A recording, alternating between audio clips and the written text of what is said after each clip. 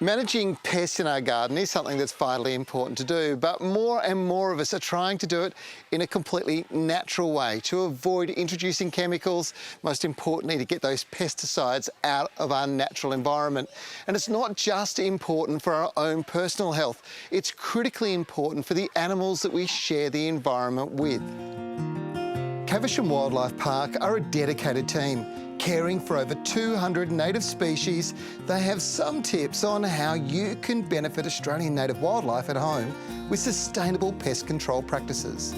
Aidan, you've been working here at Caversham Wildlife Park for some period of time looking after the birds of prey. Tell me a little bit about this particular bird and the things that you do with these animals to keep them, happy and healthy. So B2 is a barking owl and primarily eats rodents, both in the wild and here at the park, so mice and rats make up most of her diet. So there'd be a serious risk if people are trying to treat rodents, mice and rats, particularly in their backyard, with baits. There'd be a serious risk that these animals could also come in contact with those same poisons, right? Yeah, it is very difficult, not just birds of prey, a lot of other bird species as well.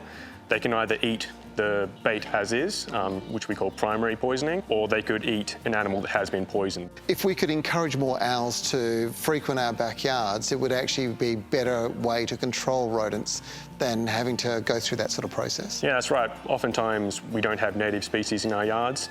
Replacing things like palm trees with native trees helps bring more owls and other birds like kookaburras into your garden. They'll keep the mice and rats away themselves. Caversham Wildlife Park hosts interactive sessions where you can come and chat about Australian animals. Seeking current information on safe pest control practices can make all the difference in our collective efforts to preserve our native Australian wildlife.